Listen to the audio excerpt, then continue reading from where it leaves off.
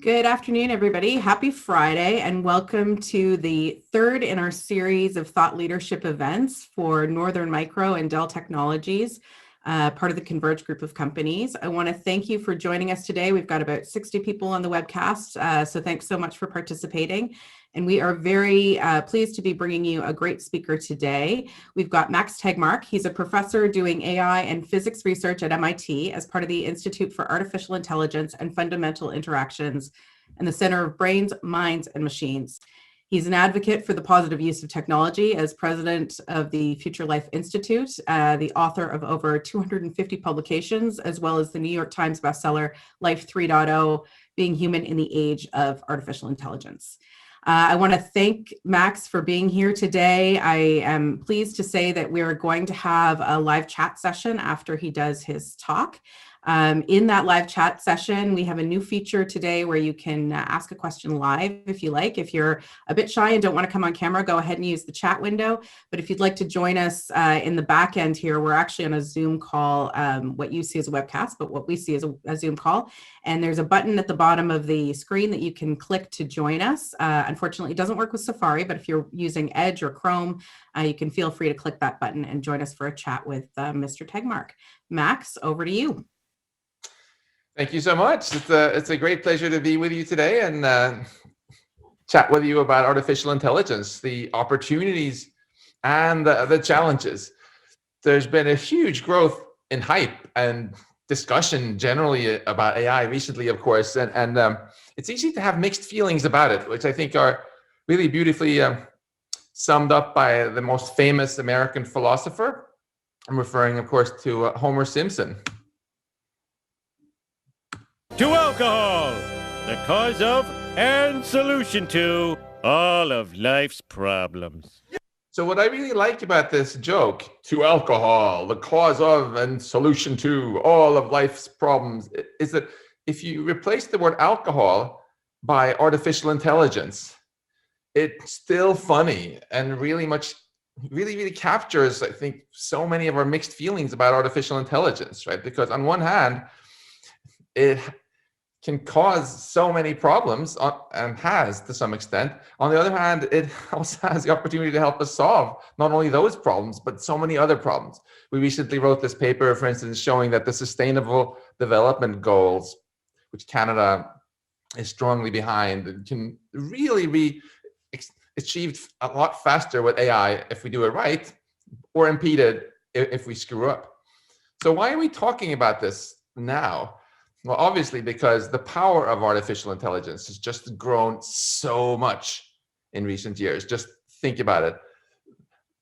5 years ago, this was the state of the art of robots trying to walk.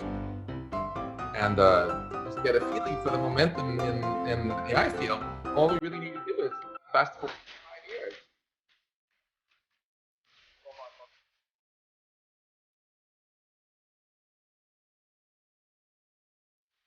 And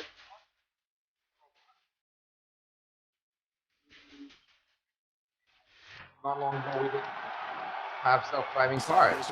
Now we have self-flying rockets that land themselves with AI. And yesterday, we had 4 astronauts launched to the International Space Station on an essentially AI-powered spacecraft.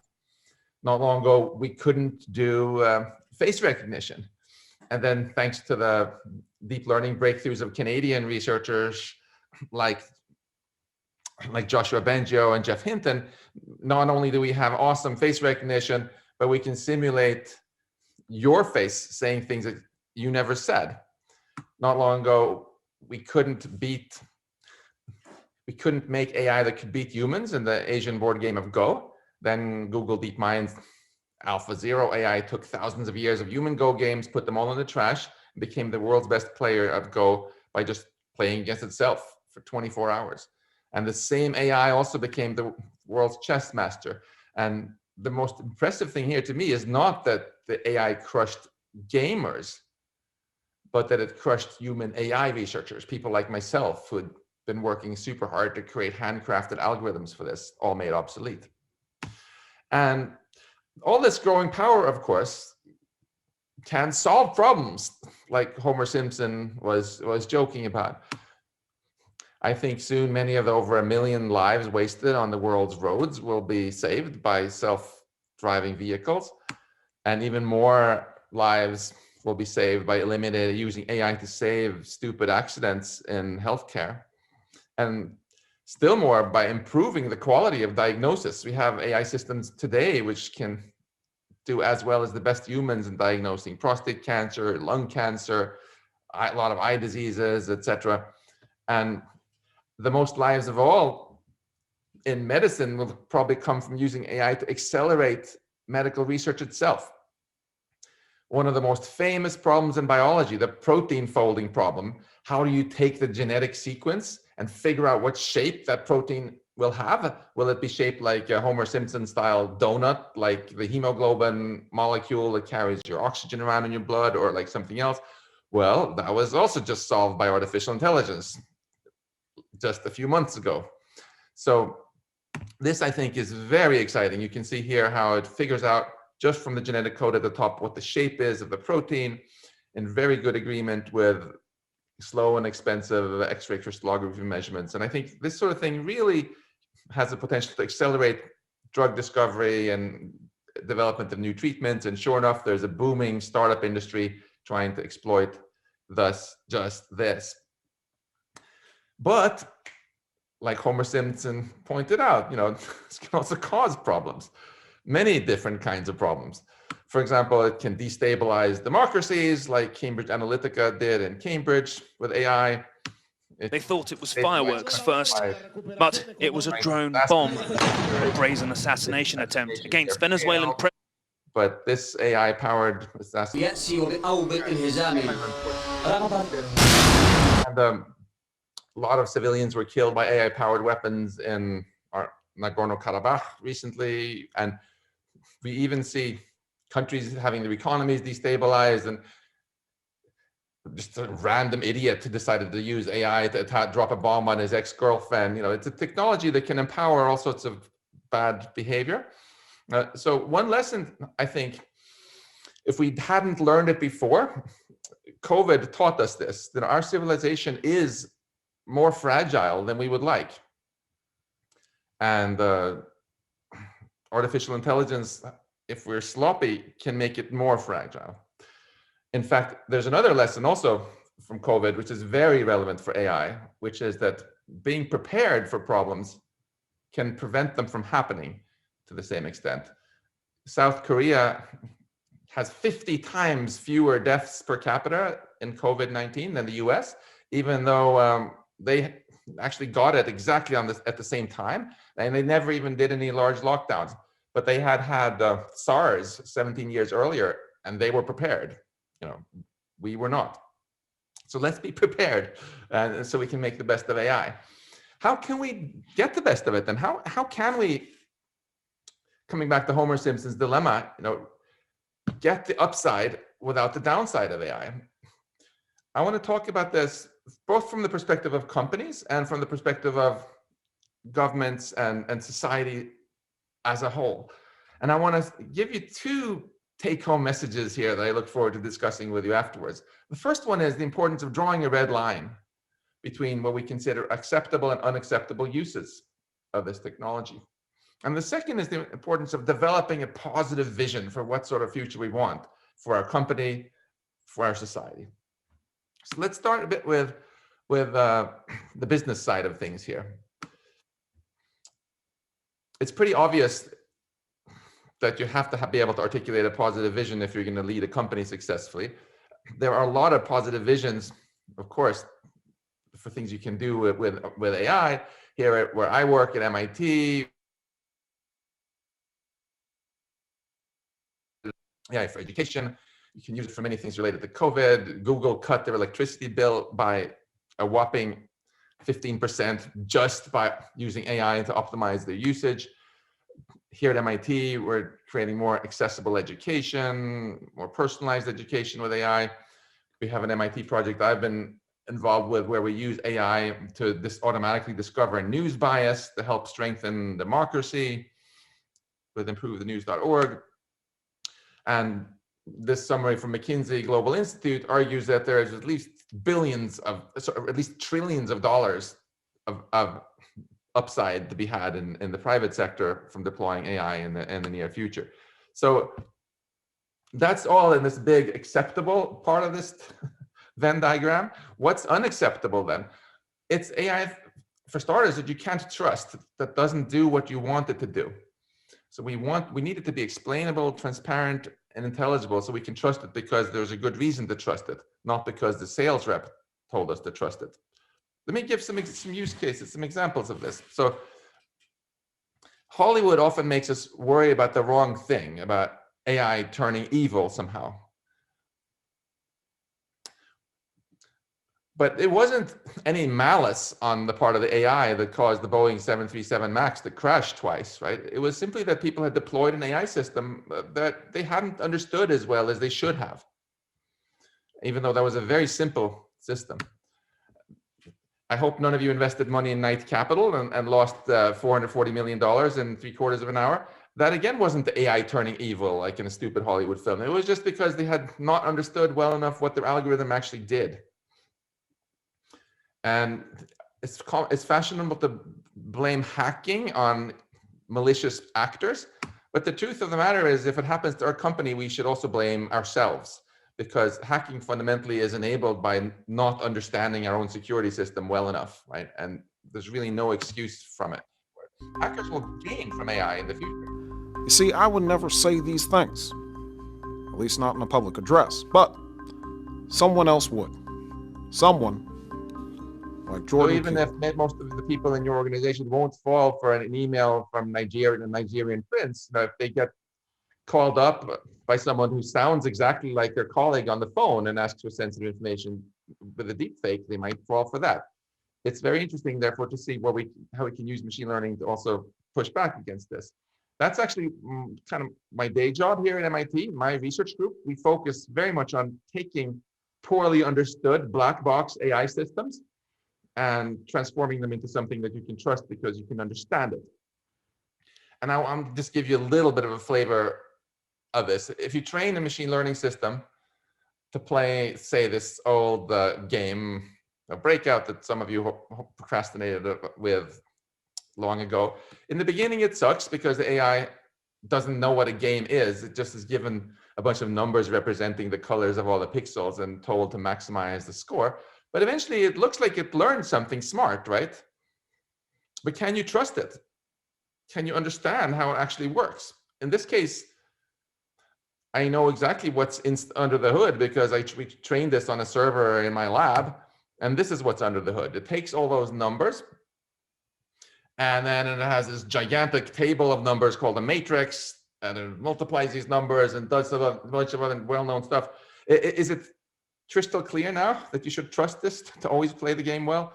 This is completely useless, right? It's a total black box. But this is how most of machine learning is today. Whenever someone says, yeah, I trained a neural network to do this, it basically means they have very little clue about how it works. I think we can do better.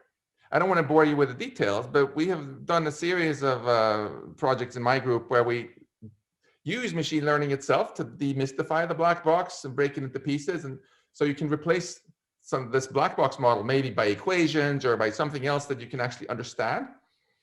The 3-word summary for the geekiest part of the audience who wants to try this is pip install AI Feynman, because if you type that on your computer, you can try our code for free.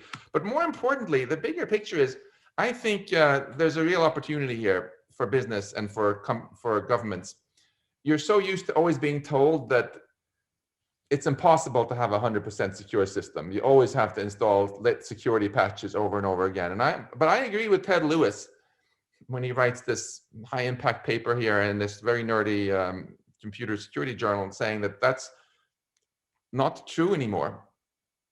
There are actually computer science tools that you can use, at least for the small fraction of your organization systems that are really critical for you, that you can't live without, to actually get a mathematical proof that they cannot be hacked. And what that means in plain English is, for those systems, no security updates again, ever. You're not going to be told this by security companies because they want to make money by selling you their stuff. But it is possible, I believe, I'm an optimist, to really raise the bar on those few systems that are most central and crucial. So let's come back and look now at not just upsides and downsides for businesses, but let's look at it for our civilization itself. Here too, of course, there's huge upsides and huge downsides. Sometimes people tell me, "Oh, Max, you're such a dreamer. It's impossible for our humanity itself to draw a red line. Even if there is some technology we should really not pursue it's never going to happen." But that's just too pessimistic. And let me prove it to you. The biologists have already shown us that one can do better. We were on the cusp of a horrible arms race in bioweapons around 1970. But when was the last time you read about a bioweapon attack in Toronto or anything really bioweapon related? Basically, don't read about it at all. There's an international ban on biological weapons, and basically no university students even want to work on it because they think it's disgusting. How did that happen?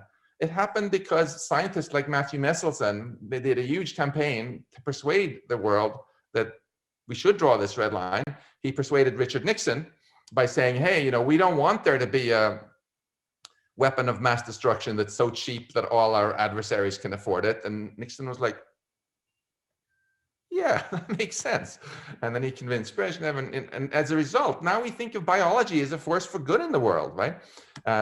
This is a huge, huge win, and I think this is a great inspiration when we think about artificial intelligence. It is totally possible to draw the line here also against the worst abuses, as long as we are mindful of it. So what we did with the Future of Life Institute that was mentioned in the introduction was we organized a big conference in the same place that biologists earlier had one for drawing red lines, Asilomar, California, but we focused it on AI, and we had many of the world's leading AI researchers and business leaders there, including, of course, the famous Canadian ones I mentioned, many of them.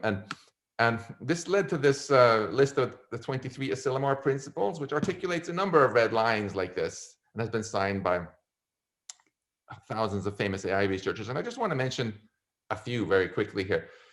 Any technology, right, can be used for new ways of helping people or new ways of harming people. And I just mentioned how biologists, and also chemists for that matter, have pushed very hard to make sure that their technologies are used for new chemicals and new vaccines rather than new weapons. AI researchers want the same thing generally.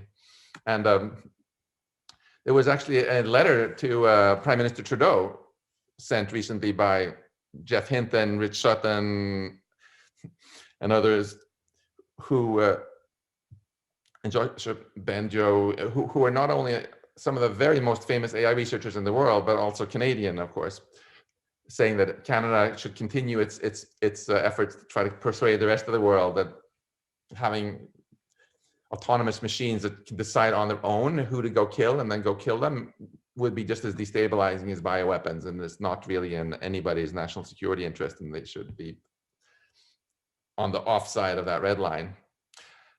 There are other important red lines too. Extreme income inequality, I think, is something which Canada as a nation has chosen to not want. That's why Canada has chosen a different path than the United States in trying to make sure society really works for everybody. And we can talk about later why AI by default will exacerbate income inequality, but how you can solve that so it makes everybody better off. Similarly, if we make ever more powerful AI that one day maybe has the potential to outsmart us all, I, for one, think it should be pretty non-controversial that we don't want something to happen that causes humanity to go extinct. That shouldn't be a partisan left-right issue. Why are we even talking about that? Well, of course, because the power of AI, as we saw, has grown dramatically in the last 5 years and is likely to continue to grow. How much more powerful will it get?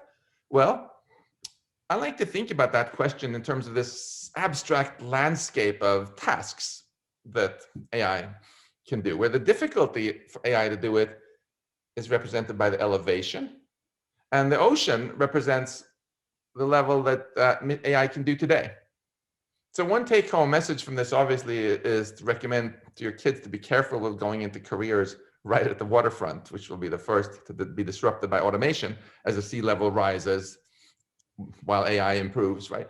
But the bigger question is, how high is this going to rise? Is it eventually going to flood all land? This is artificial general intelligence by definition. So if you hear people say, well, there'll always be jobs that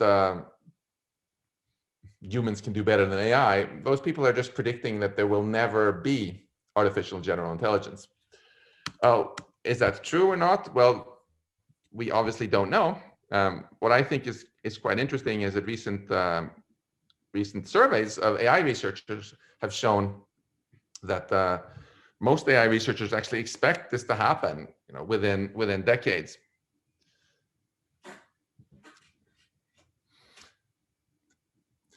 Now, if that's going to happen, then what? What does that mean for us? Well, that makes it incredibly important to come back to that last point I discussed about the positive vision again. Can you see a slide now with where it talks about, what is a picture of Earth? Good. How can we get this upside without the downside if AI keeps getting more powerful? Did the slide change now? Good. All collaboration is driven, in my opinion, by shared positive vision. That's why people get married, because they realize there's going to be an upside, even if it comes at a cost of giving up some freedoms. And in the same way, if we expect people around the world, around the country to collaborate, or around the world, there has to be a shared positive vision that they're all excited about. And if we're going to have a good future for Canada and for the United States with advanced AI, it has to be a shared positive future for the whole world, because AI does not respect borders, just like COVID-19 does not respect borders, and carbon dioxide does not respect borders. We have to formulate a vision that the Chinese are excited about, and the Americans are excited about, and the Europeans, and everybody else. So this is actually the last of the Asilomar principles I mentioned, that we should only make incredibly advanced AI like this if it's really going to benefit all humankind. And it is so trivially possible to do this if we don't get into stupid fights, because this is a technology which if you can use it to amplify human intelligence with machine intelligence and solve basically all the problems that we're stuck on now, we'll be limited not by our own intelligence anymore, but by the laws of physics. There's no reason why the world's GDP couldn't increase 100-fold or more, and we couldn't cure all diseases and so on, if we can manage to avoid, self-destructing. But more than half of all the millennials right now are pretty pessimistic about the future, actually. Don't have a very shared positive vision, think we're going to have nuclear disaster within a decade. And this map here kind of blew my mind when I saw it. It shows that it's Asians and Canadians are like very excited about the future. But most people in South America think it was better 50 years ago. In Mexico, even in Italy and France and large parts of Africa, people think it was better 50 years ago. And even in the country I'm in now, in America, about half of all people think it was better 50 years ago. This is not revealing a success in articulation of a shared positive vision. So what should it mean? What kind of positive vision could we articulate? What do we want it to mean to be human in the age of artificial intelligence? This is a question that you should all think about over beer or whatever you drink when you're with your friends. See if you can articulate a vision powered by high tech, which you are really on fire about and that you think can catch on. And I think Canada actually has a better cultural tradition than the United States, and again, articulating a positive vision where everybody gets better off, and society kind of works for everybody. We organized a sequel to that conference, this time in Puerto Rico, to get people in the more optimistic, future-looking mood. And some people will say, well, there is no globally shared goals because China's goals are so different from America's goals. There's nothing at all that they agree on. But that's obviously rubbish. I mean, the sustainable development goals that I mentioned in the intro here, right? have been endorsed by all countries on Earth, virtually. And Canada has been very active even in negotiating them in the first place. That's a good start. If we could accomplish all of those, that's a positive vision the whole world would easily get behind. And as we show in our paper, more advanced AI can absolutely help with this, and not just help achieve them, but you can imagine then continuing, going far, far beyond. When you're told that a disease is uncurable, it doesn't mean that it's against the laws of physics to cure it. It means we just haven't been smart enough to figure it out yet. Advanced AI can help with these things. So in summary, I've talked about how ultimately I think artificial intelligence is going to be either the best thing to happen to humanity or the worst. And in the shorter term, it can be a fantastic boon for companies and organizations, or a total flop.